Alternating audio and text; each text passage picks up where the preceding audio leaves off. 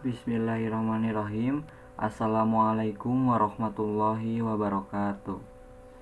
Selamat pagi, salam sejahtera bagi kita semua. Yang terhormat dosen pengampu mata kuliah embriologi Bapak Dr. Anas Suharsono, Magister Pendidikan, dan juga Bapak Egi Nuryadin, Magister Sains. Di sini kami dari kelompok 1 akan memaparkan materi berkaitan dengan gametogenesis. Adapun untuk anggota kelompoknya sendiri yaitu ada saya sendiri Arif Hidayat sebagai moderator dan juga pemateri kedua, ada Fahmi Muhammad Fauji sebagai pemateri ketiga, ada Muhammad Irfan Arifin sebagai pemateri pertama, dan juga Melania Hernanda sebagai pemateri terakhir.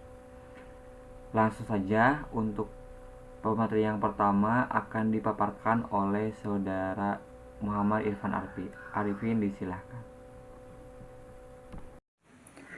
Baik, terima kasih kepada moderator yang telah mempersilahkan saya. Langsung saja, yaitu mengenai pengertian dari gametogenesis. Gametogenesis merupakan proses atau pembentukan sel kelamin, baik itu sel kelamin jantan ataupun sel kelamin betina. Sel kelamin jantan yaitu spermatozoa dan sel kelamin betina yaitu ovum, yang mana melalui proses meiosis ataupun mitosis. Yang mana pada proses meiosis merupakan proses pembelahan sel induk menjadi dua anakan dengan reduksi kromosom. Sedangkan pada proses mitosis, yaitu proses pembelahan sel induk menjadi dua anakan namun tidak mengalami reduksi kromosom. Jadi jika proses meiosis mengalami reduksi kromosom, kemudian jika mitosis tidak mengalami reduksi kromosom. Hal tersebut juga nantinya akan mengalami perbedaan mengenai hasil dari jumlah kromosom tersebut, yang mana pada pembelahan mitosis yang tanpa mengalami reduksi akan menghasilkan jumlah kromosom yang sama dengan sel induk atau juga disebut dengan diploid. Sedangkan meiosis yang dalam proses pembelahannya mengalami reduksi kromosom nantinya menghasilkan jumlah kromosom pada sel barunya yang bersifat haploid, seperti itu. Kemudian gametogenesis ada dua, yaitu ada spermatogenesis dan juga ada oogenesis. Yang mana spermatogenesis merupakan proses pembentukan sel spermatozoa yang berada ataupun yang terjadi di organ kelamin jantan, yaitu di testis, lebih tepatnya di tubulus seminiferus. Sedangkan oogenesis merupakan proses pembentukan sel telur atau suka disebut dengan ovum yang berada di dalam ovarium. Mungkin untuk lebih detailnya nanti akan dipaparkan oleh rekan saya. Baik, materi selanjutnya yaitu organ yang berperan dalam gametogenesis akan disampaikan oleh saya sendiri. Nah, di dalam organ yang berperan dalam gametogenesis terbagi menjadi dua, yaitu ada organ reproduksi pada laki-laki. Nah, secara anatomi, sistem reproduksi laki-laki terdiri dari genitalia eksternal dan juga genitalia internal. Nah, maksud dari genitalia eksternal itu yaitu organ yang terlihat dari permukaan tubuh, yaitu ada penis dan juga ada skrotum. Penis ini berfungsi sebagai saluran yang menyalurkan sperma kepada vagina wanita. Dan yang kedua ada skrotum atau kulit yang membungkus testis, berfungsi sebagai kantung kulit khusus yang melindungi testis, dan juga epididymis dari cedera fisik dan merupakan pengatur suhu testis. Selanjutnya ada genitalia internal, yang mana yaitu ada testis. Testis ini berfungsi sebagai penghasil sperma dan mensekresikan hormon testosteron. Selanjutnya ada epididymis, berfungsi sebagai tempat sekresi sperma dari testis dan juga sebagai pematangan motilitas dan fertilitas sperma, juga memekatkan atau mengentalkan dan menyimpan sperma. Ada ductus deferens atau vas deferens. Vas deferens ini berfungsi sebagai pembawa spermatozoa dari epididymis ke ductus ejaculatorius dan menghasilkan cairan semen yang berfungsi untuk mendorong sperma keluar dari ductus ejaculatorius dan uretra. Selanjutnya ada vesicula seminalis, berfungsi sebagai penghasil fruktosa untuk memberi nutrisi sperma yang dikeluarkan. Selanjutnya mengeluarkan prostaglandin yang merangsang motilitas saluran reproduksi pria untuk membantu mengeluarkan sperma. Selanjutnya menghasilkan sebagian besar cairan semen dan menyediakan prekursor atau proses biologis untuk pembekuan semen. Selanjutnya ada ductus ejaculatorius, berfungsi sebagai pembawa spermatozoa dari vas deferens menuju ke basis prostat. Ada glandula prostica, berfungsi mengeluarkan cairan basa yang menetralkan sekresi vagina yang asam, memicu pembekuan semen untuk menjaga sperma tetap berada dalam vagina pada saat penis dikeluarkan. Selanjutnya ada glandula bulboretralis atau glandula Cauvery, berfungsi mengeluarkan mukus untuk pelumasan. Selanjutnya, organ yang secara spesifik berperan dalam spermatogenesis yaitu ada pada bagian testis, yang lebih tepatnya yaitu pada tubulus seminiferus. Nah, tubulus seminiferus ini merupakan tempat spermatogenesis di mana sel-sel germinal akan berkembang menjadi spermatozoa yang memiliki interaksi yang erat dengan sel Sertoli. Sel Sertoli merupakan sel kolumnar panjang yang dapat dibedakan selama proses meiosis untuk dapat membentuk sperma. Nah, secara anatomi di sini terdapat potongan melintang dari testis. Nah, ini yang dimaksud dengan epididymis, seperti saluran setelah dari testis. Nah, di dalam testis tersebut ada kumpulan tubulus seminiferus. Nah, di samping ini ada potongan melintang tubulus seminiferus yang di dinding dalamnya terdapat spermatosit sekunder, sel Sertoli, dan seminal diploid yang akan berkembang menjadi sel sperma. Nah, selanjutnya, di sini ada bagian dalam dari tubulus seminiferus. Dalam arti lain, tubulus seminiferus ini merupakan struktur yang terletak pada organ seks laki-laki yang dikenal dengan testis. Nah, di sekitar tubulus seminiferus terdapat sel-sel Leydig yang dapat mengeluarkan testosteron atau hormon lainnya. Sel tersebut terbentuk dalam rahim, akan tetapi masih dorman hingga mencapai usia pubertas, saat hormon dilepaskan serta proses meiosis dimulai. Untuk setiap tubulus terdapat bagian berbelit-belit serta bagian lurus, sehingga memiliki panjang yang lebih besar untuk bisa berfungsi dalam tempat yang lebih kecil. Untuk bagian lurus memungkinkan sperma matang dan dapat keluar dari testis.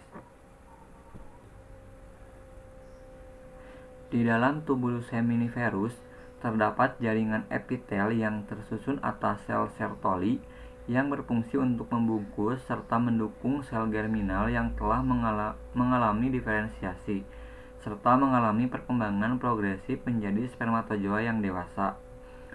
Setelah dilepas dalam lumen, spermatozoa dewasa tersebut akan diangkut dalam tubulus seminiferus yang memiliki ukuran panjang mencapai 70 cm serta melingkar sangat erat dalam lobulus testis, kemudian ke testi rete, saluran efferens, epididymis, hingga terakhir di vas deferens.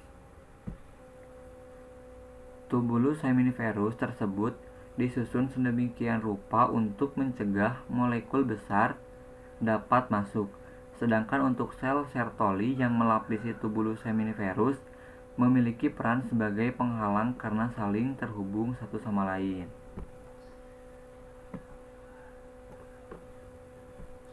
Nah, selanjutnya ada organ reproduksi pada perempuan. Seperti halnya organ reproduksi pada laki-laki, secara anatomi, sistem reproduksi pada perempuan juga terdiri dari genitalia eksternal dan genitalia internal. Nah, pada reproduksi perempuan, genitalia eksternal terdiri dari glandula vestibular mayor yang berfungsi melubrikasi bagian distal vagina, dan ada glandula vestibularis minor yang berfungsi mengeluarkan lendir untuk melembabkan vestibulum vagina dan labium pudendi. Sementara itu, genitalia internal ada vagina. Nah, vagina ini sebagai organ kopulasi dan juga jalan lahir bagi janin dan menjadi ductus excretorius darah menstruasi. Selanjutnya ada tuba uterin, berfungsi membawa ovum dari ovarium ke kafum uteri dan mengalirkan spermatozoa dalam arah berlawanan dan tempat terjadinya fertilisasi. Selanjutnya ada uterus. Uterus sebagai tempat ovum yang telah dibuahi secara normal tertanam dan tempat normal di mana organ selanjutnya tumbuh dan mendapat makanan sampai bayi lahir. Ada ovarium sebagai organ eksokrin atau sitogenik dan endokrin. Disebut sebagai organ eksokrin karena mampu menghasilkan ovum pada saat pubertas. Sedangkan disebut sebagai organ kelenjar endokrin karena menghasilkan hormon estrogen dan progesteron.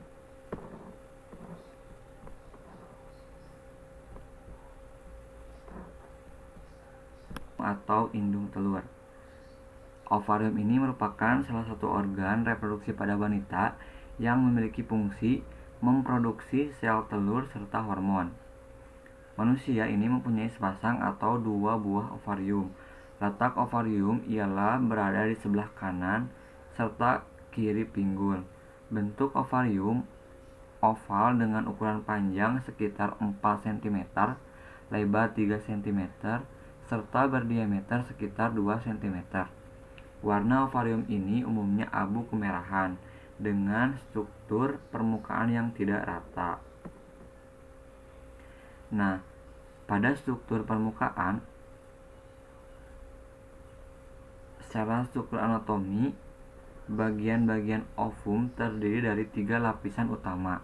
Di antaranya ada bagian permukaan, merupakan suatu bagian terluar dari ovarium yang disusun oleh epitel kuboid selapis atau epitel germinal. Selanjutnya ada korteks. Ini merupakan suatu bagian yang terletak setelah bagian permukaan. Sebagian besar korteks disusun oleh jaringan ikat.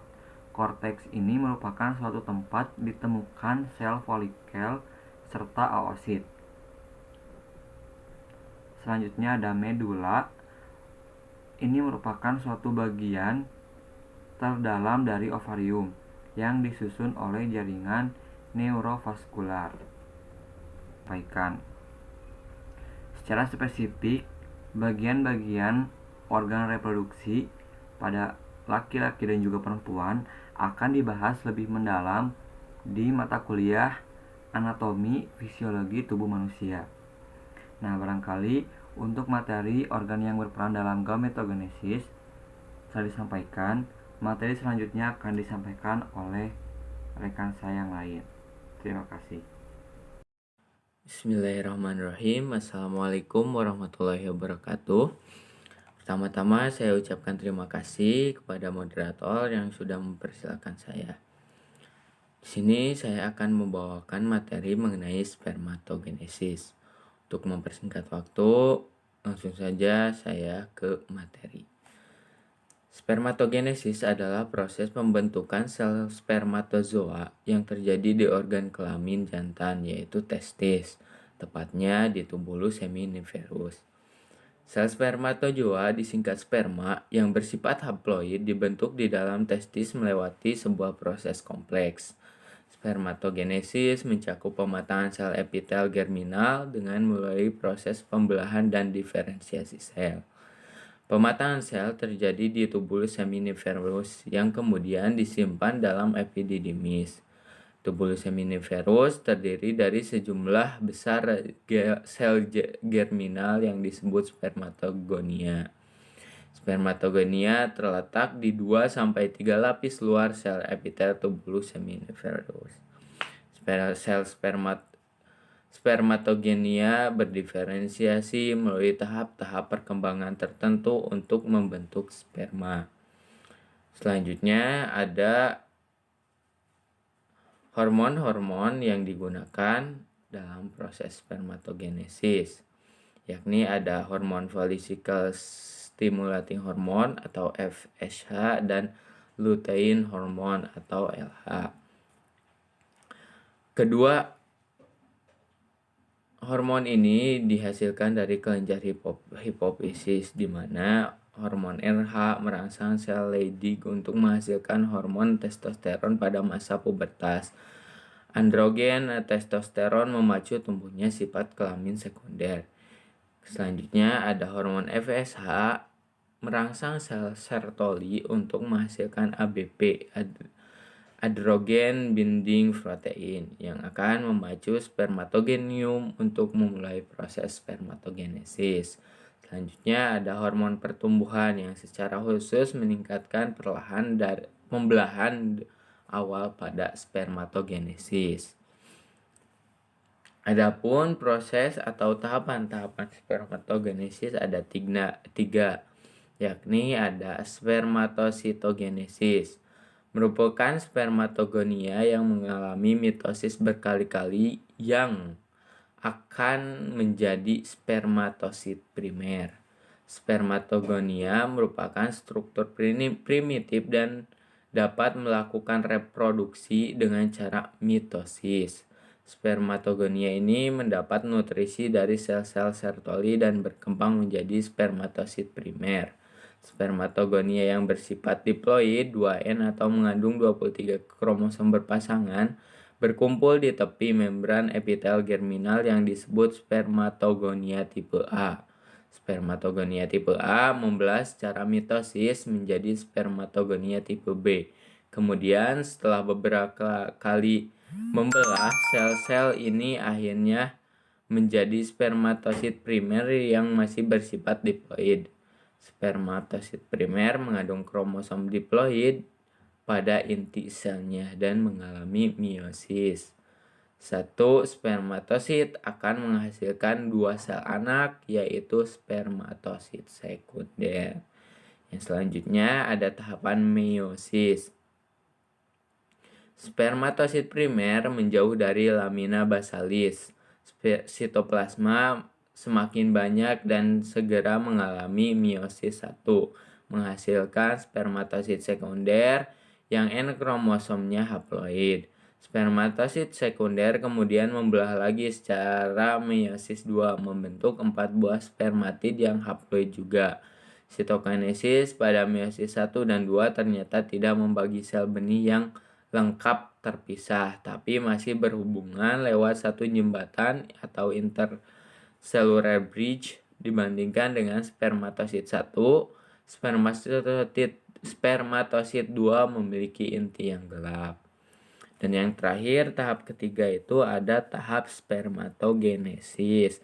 Merupakan transformasi spermatid menjadi spermatozoa yang meliputi 4 fase, yakni fase Golgi, fase tutup, fase akrosom, fase pematangan, dan hasil akhirnya berupa 4 spermatozoa massa. Ketika spermatid dibentuk pertama kali, spermatid memiliki bentuk seperti sel-sel epitel.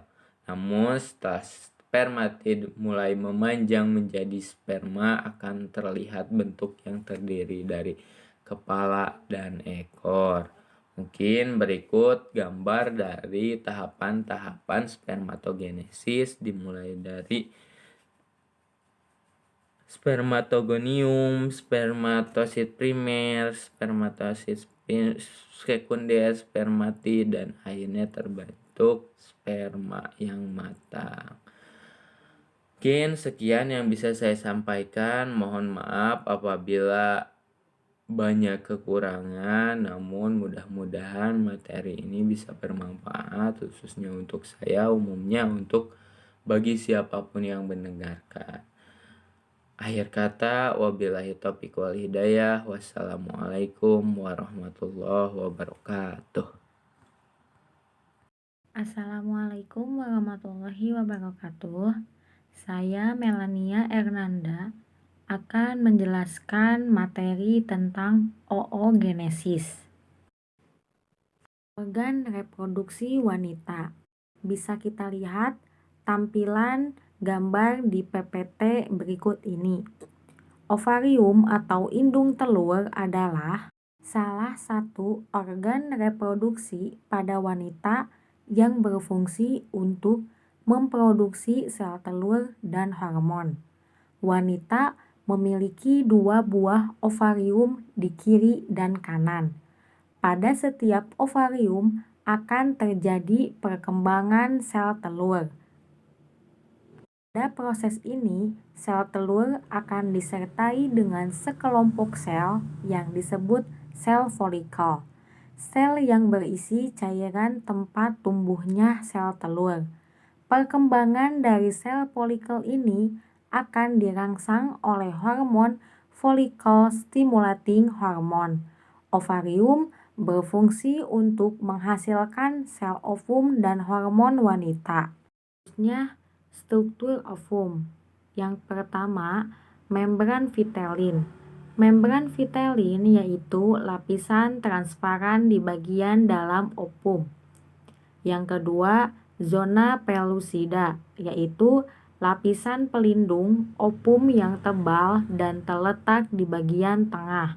Yang ketiga, corona radiata, yaitu merupakan sel-sel granulosa yang melekat di sisi luar oosit dan merupakan mantel terluar ovum yang paling tebal. Selanjutnya, pengertian oogenesis. Oogenesis adalah proses pembentukan sel telur atau ovum di dalam ovarium. Oogenesis dimulai dengan pembentukan bakal sel-sel telur yang disebut oogonia.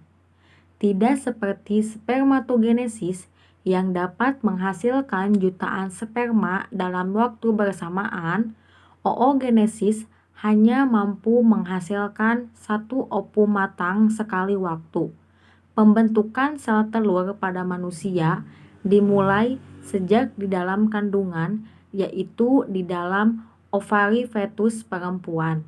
Pada akhir bulan ketiga usia fetus, semua oogonia yang bersifat haploid telah selesai dibentuk dan siap memasuki tahap pembelahan. Semua oogonia membelah secara mitosis menghasilkan oosit primer. Pada perkembangan fetus selanjutnya, semua oosit primer membelah secara meiosis, tetapi hanya sampai fase profase. Pembelahan meiosis tersebut berhenti hingga bayi perempuan dilahirkan.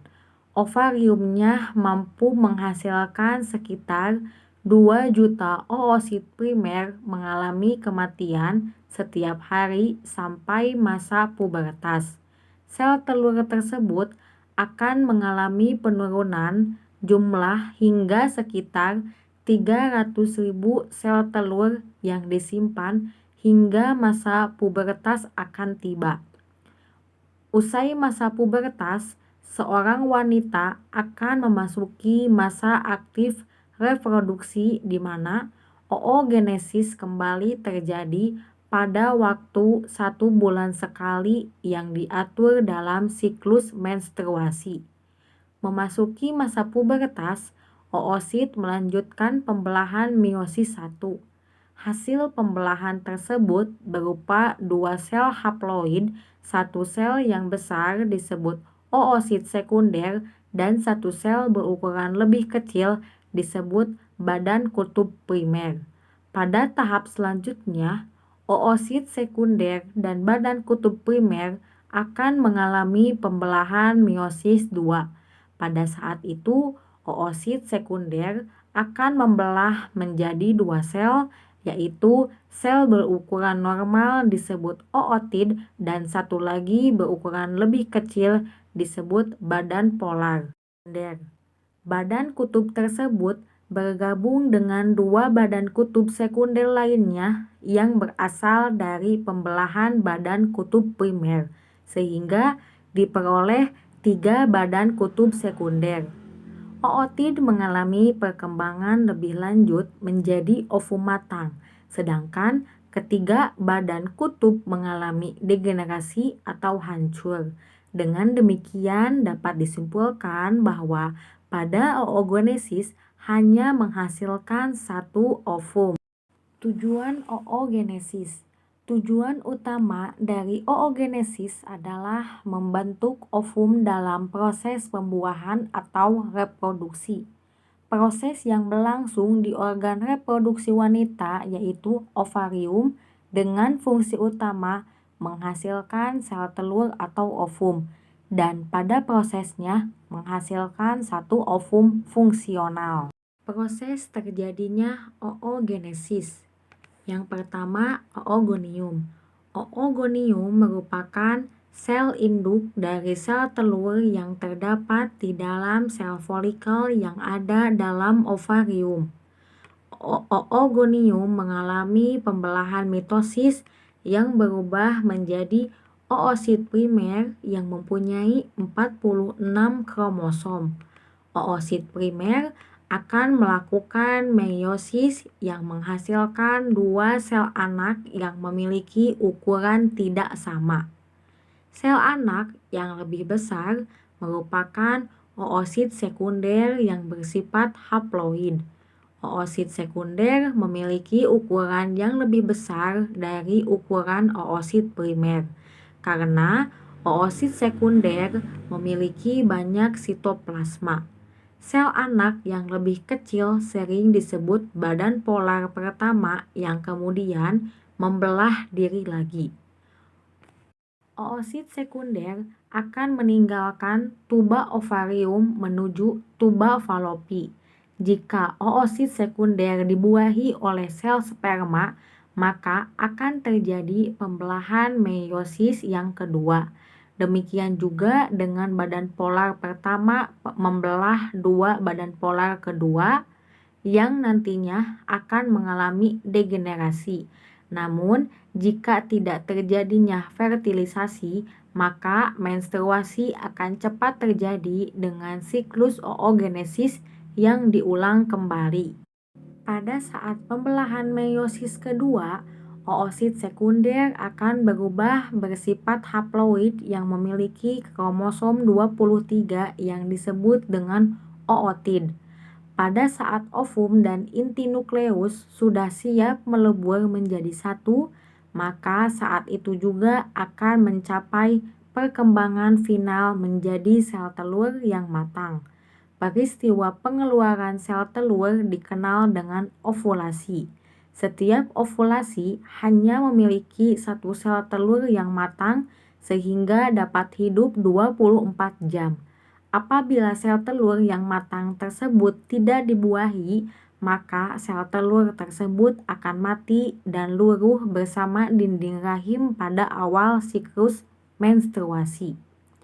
Di dalam ovarium terdapat banyak folikel yang merupakan pelindung dan pemberi nutrisi bagi sel telur yang sedang dibentuk.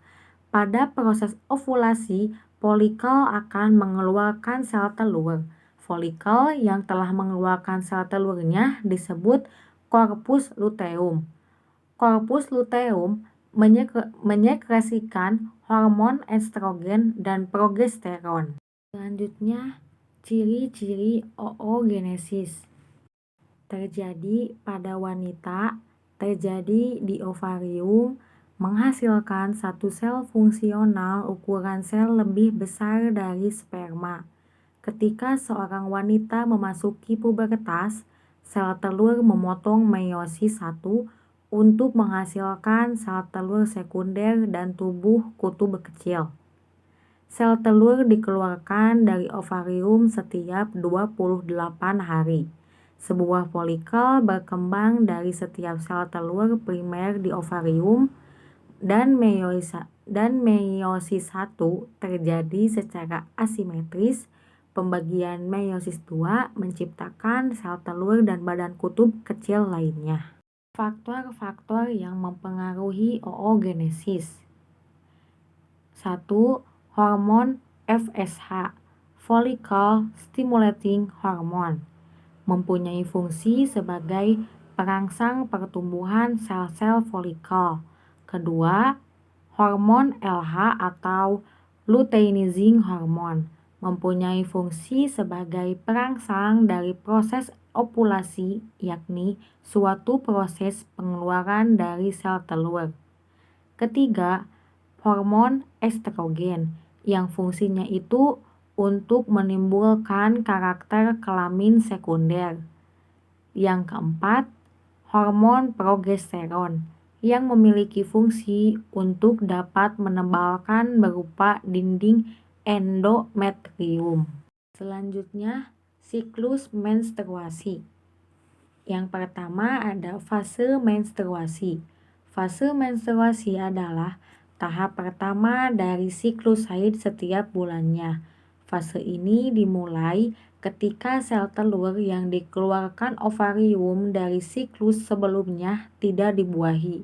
Hal ini membuat kadar estrogen dan progesteron turun. Lapisan rahim yang menebal dan sudah dipersiapkan untuk mendukung kehamilan pun tak lagi dibutuhkan. Akhirnya, lapisan rahim ini luruh dan keluar dalam bentuk darah yang disebut dengan menstruasi. Selain darah, vagina juga akan mengeluarkan lendir dan jaringan rahim. Yang kedua ada fase folikuler atau fase praovulasi. Hormon perangsang folikel FSH mulai meningkat.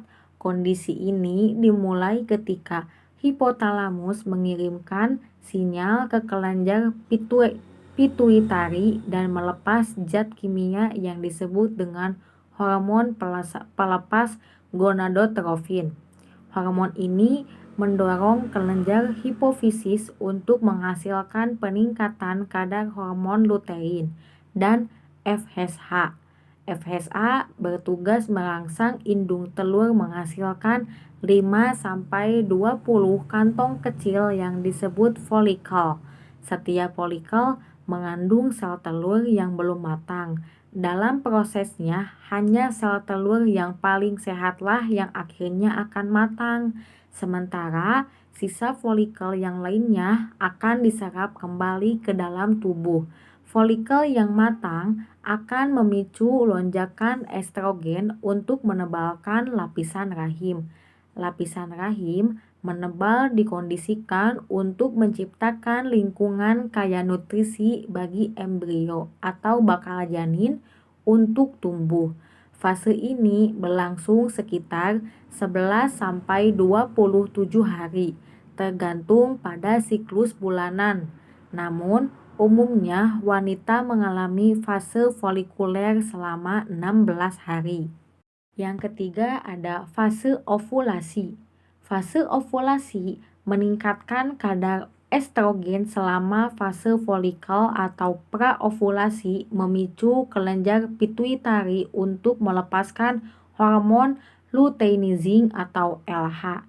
Di fase inilah proses ovulasi dimulai. Ovulasi biasanya terjadi di pertengahan siklus, yaitu sekitar 2 minggu atau lebih sebelum mulai menstruasi. Ovulasi adalah proses ketika ovarium melepaskan satu sel telur yang matang. Telur ini kemudian bergerak ke tuba falopi menuju rahim untuk dibuahi oleh sperma. Masa hidup sel telur biasanya hanya sekitar 24 jam untuk sampai bertemu sperma. Fase ovulasi adalah satu-satunya kesempatan terbaik sepanjang siklus menstruasi untuk berkesempatan hamil. Setelah 24 jam, sel telur yang tak bertemu sperma akan mati. Ketika ovulasi, wanita biasanya mengalami keputihan, kental, dan lengket, berwarna bening seperti putih telur.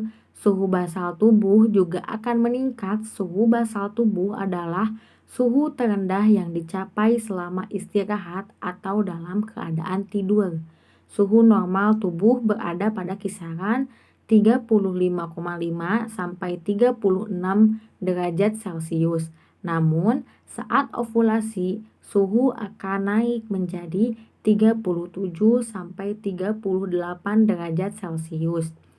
Dan yang terakhir adalah fase luteal. Fase luteal saat folikel melepaskan telurnya, bentuknya berubah menjadi corpus luteum.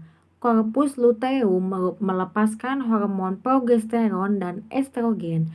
Peningkatan hormon di fase keempat menstruasi ini berfungsi menjaga lapisan rahim tebal dan siap untuk ditanamkan telur yang telah dibuahi.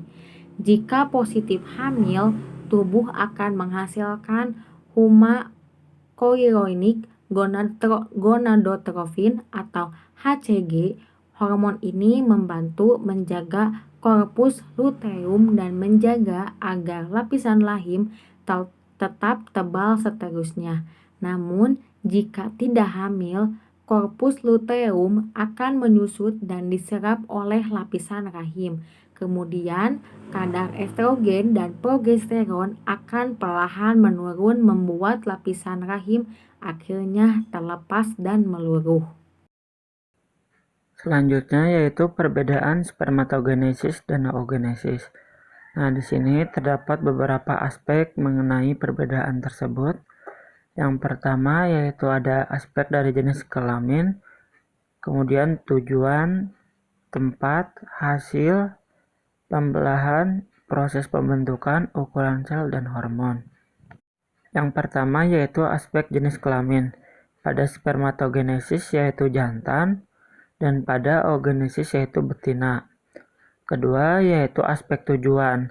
Nah, pada spermatogenesis yaitu tujuannya untuk pembentukan sperma, sedangkan pada oogenesis yaitu tujuannya pembentukan ovum. Ketiga, aspek dari tempat. Pada spermatogenesis berada di testis, sedangkan pada oogenesis berada di ovarium. Selanjutnya yaitu aspek hasil. Nah, hasilnya pada spermatogenesis yaitu menghasilkan 4 sel fungsional, dan sedangkan oogenesis menghasilkan sel telur fungsional dan 3 sel polosit. Selanjutnya yaitu ada aspek pembelahan. Nah, pada spermatogenesis meosisnya terjadi secara simetris, sedangkan pada oogenesis meosisnya terjadi secara asimetris. Selanjutnya yaitu aspek proses pembentukan. Nah, pada spermatogenesis secara terus-menerus setelah pubertas dan juga tidak terbatas. Sedangkan pada oogenesis proses pembentukannya itu hanya 1 bulan sekali dan itu juga terbatas. Selanjutnya yaitu aspek ukuran sel. Nah, pada spermatogenesis sel ukurannya tersebut lebih kecil dari sel telur. Sedangkan pada oogenesis lebih besar dari sel sperma. Terakhir, yaitu aspek dari hormonnya. Nah, hormon pada spermatogenesis yaitu testosteron, sedangkan pada oogenesis yaitu FSH dan LH. Mungkin sekian dari saya kembalikan ke moderator. Nah, barangkali demikian pemaparan materi dari kelompok kami. Kurang dan lebihnya mohon maaf. Silahkan bagi rekan-rekan yang mau bertanya bisa di grup atau bisa melalui personal chat kepada anggota kelompok kami. Terima kasih. Wassalamualaikum warahmatullahi wabarakatuh.